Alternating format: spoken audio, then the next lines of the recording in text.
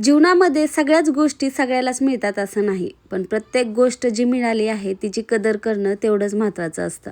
तर hi hello नमस्कार, मी पायल आपलं नवीन अशा व्हिडिओमध्ये तुमचं मनापासून स्वागत करते. कशा आहात तुम्ही? मस्त असाल, मजेत असाल अशी आशा करते. पहिल्यांदा तुम्हाला श्री स्वामी समर्थ. माझं शुक्रवारचं वैभवलक्ष्मी व्रत असतं आणि आता हे व्रत मी खूप दिवसापासून करते. आता मी अगोदरच्याही व्हिडिओमध्ये तुम्हाला सांगितलं आहे की हे व्रत खूप दिवसापासून करते.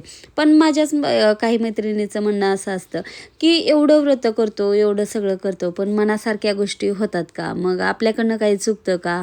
आपण खरंच हे बरोबर करतोय का? पण एवढं करूनही का आपल्याबरोबरच असं होतं? ज्या देवपूजा करत नाही त्यांच्याबरोबर तर सगळं चांगलंच होतं असं आपल्याला वाटतं आणि मग त्याच्यातून आपल्याला नाराजगी येते आणि आपण विचार करायला लागतो की आपण तर देवांचं एवढं करतो, सगळ्यांशी व्यवस्थित वागायला जातो, तरी बी लोक ही आपल्याशी असं वाईट वागतात. त्यामुळं मन नाराज होतो, कुणाला बोलण्याची इच्छा होत नाही, मग काय करावं ते सुचत नाही.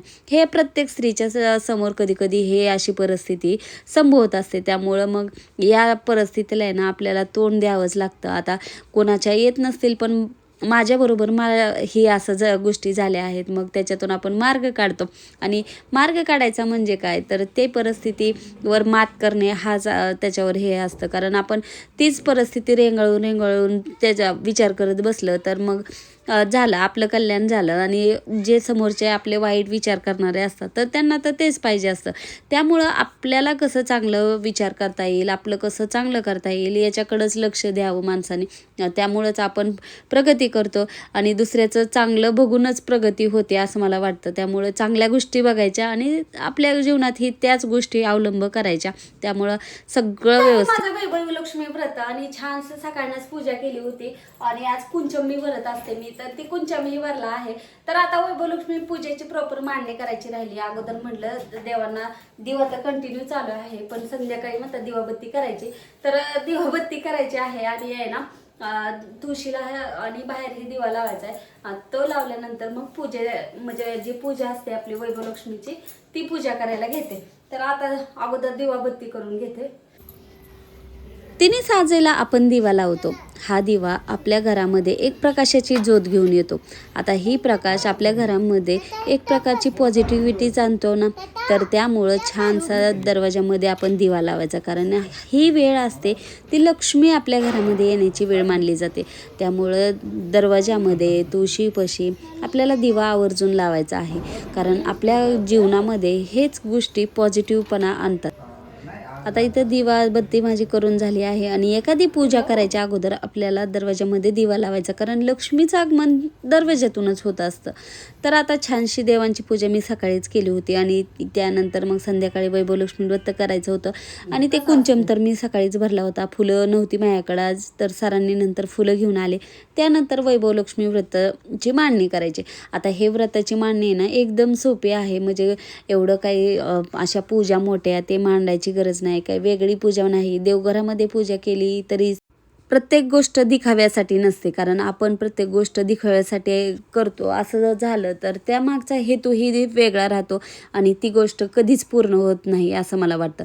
त्यामुळं आपण जी गोष्ट करते ते खूप मनोभावे प्रार्थना करून करायची. कारण आपण दाखवत असलो ना तरी पण त्या गोष्टी केल्यानंतर त्याचं सुख जे असतं, ते जी गोष्ट मिळते ते आपल्या स्वतःलाच मिळत असते. आपण जर कुठल्याही माध्यमातून आपण दाखवत लोकाला असलं ना, स्टेटसला ठेवत असलं, तरी पण ती गोष्ट आपण स्वतःसाठी पहिल्यांदा करतो आणि नंतर ती गोष्ट दाखवतो. त्यामुळं जी गोष्ट आपण करतोय ते खूप श्रद्धेने करायची. तर इथं माझी तीच वैभवलक्ष्मीची पूजा चालू आहे आणि मी देवघरामध्येच ही नॉर्मली आहे ना, कधी देवघरात मानते, कधी ही पूजा कधी ही संध्याकाळी म्हणजे दिवाबत्ती तिन्ही सांज झाल्यानंतरच करतात. कारण आता मी पहिल्यांदा सांगितलं तुम्हाला की लक्ष्मीचं आगमन संध्याकाळी होतं, म्हणून लक्ष्मीची पूजा ही संध्याकाळी तिन्ही साजेनंतरच केली जाते. आता हे जास्वंदीचं फुल आहे ना, मी आवर्जून सकाळी काढून ठेवलं होतं, पण आहे ना इतका उन्हाळा आता चालू झाला आहे ना, त्यामुळं फुलं ही लवकर सुकतात.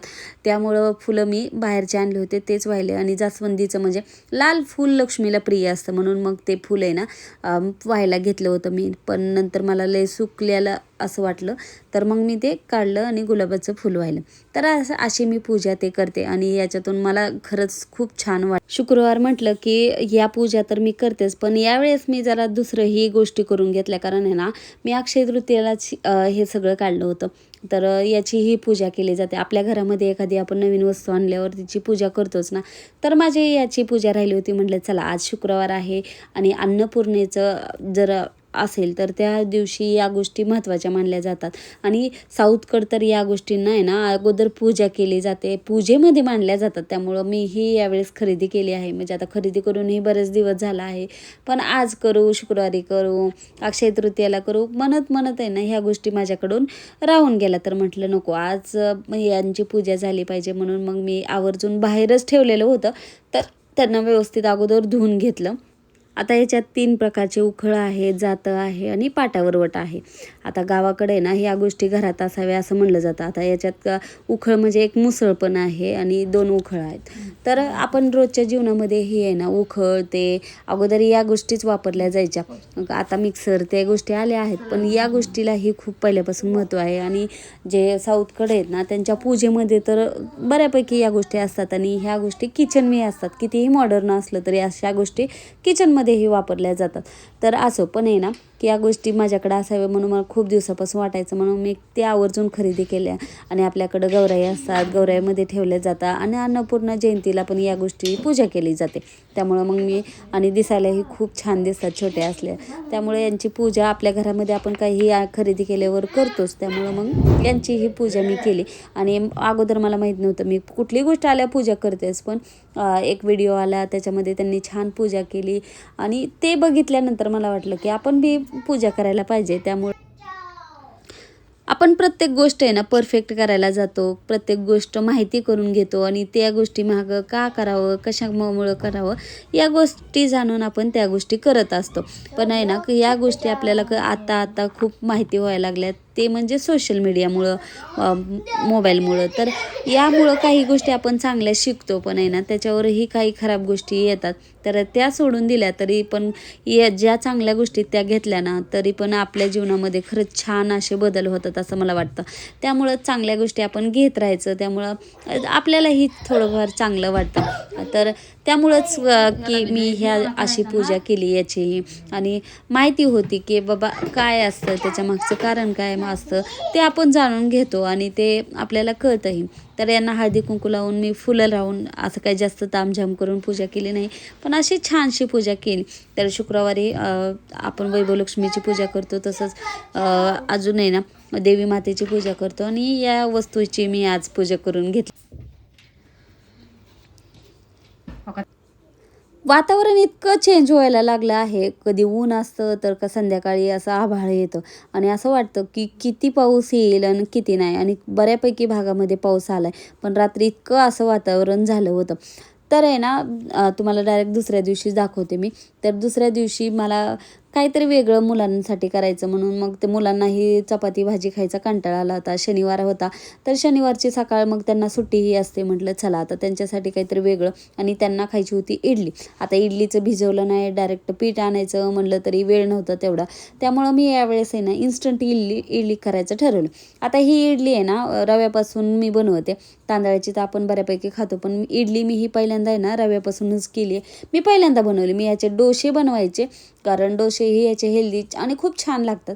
त्यामुळं मी डोसेच बऱ्यापैकी बनवायचे, इडली काही बनवत नव्हते. पण पहिल्यांदाच मी इडली बनवायची ट्राय केली आणि इतकी अप्रतिम अशी छान झाली होती. खायला एकदम सॉफ्ट, म्हणजे 4-5 तास संपले तरी पण ती इडली एकदम सॉफ्ट राहिली आणि करायला तर एकदमच सोपी. तर तुम्ही नक्की करून बघा. मी तुम्हाला रेसिपी कशी केली मी ते तुम्हाला सांगते. आता रवा घेतला आहे, त्याच्यामध्ये मीठ टाकले थोडं.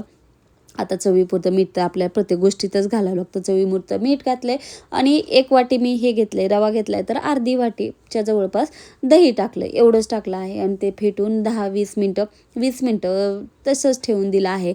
आणि याच्यामध्ये ना माझ्याकडे बेकिंग पावडर होती आणि बेकिंग सोडा. तर तुम्ही नुसता सोडा टाकला ना तरी पण चालते. फक्त 20 मिनटं आपल्याला व्यवस्थित दह्यामध्ये असं छान भिजलं पाहिजे, रवा फुलला पाहिजे. आणि ते आपण जशी इडलीची असते बॅटर तसंच आपल्याला तेवढ्याच ह्याच्यात ठेवायचं आहे आणि मग आपल्याला ते इडली पात्रामध्ये ओतून घ्यायचं आहे. किती सोपी आहे, जास्त तामझाम नाही.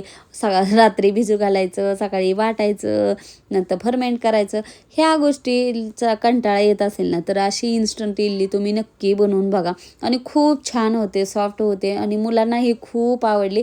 मुलांबरोबर आम्ही खाऊन बघितलं तर मला तर खूप आवडली आणि मला असं वाटलं इतक्या दिवस का ही गोष्ट मी केली नाही.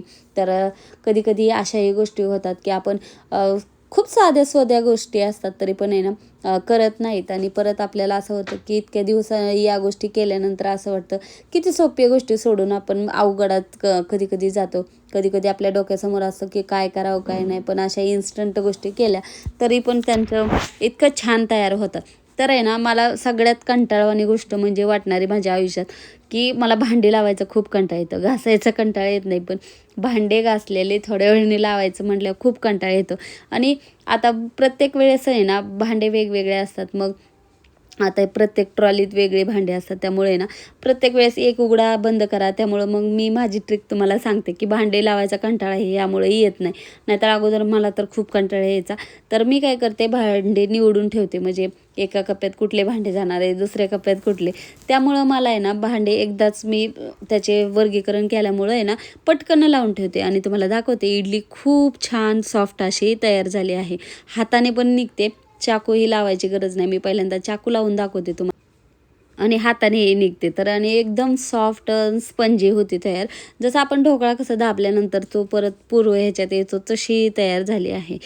मी तुम्हाला खूप ह्याच्याने सांगते की करा कारण खूपच छान होते आणि मेहनतही कमी लागते. त्यामुळं मी एवढं आवर्जून तुम्हाला सांगितलं. आता याच्याबरोबर खायला तर आहे ना चटणी पाहिजे. सॉस तर मुलं खातातच, पण इथं खोबऱ्याची चटणी ही छानशी बनवून घेतली आहे. काय सांबार बनवलं नाही मी, तेवढी चटणीच बनवून घेतली कारण चटणीबरोबरही खूप छान लागत होत्या.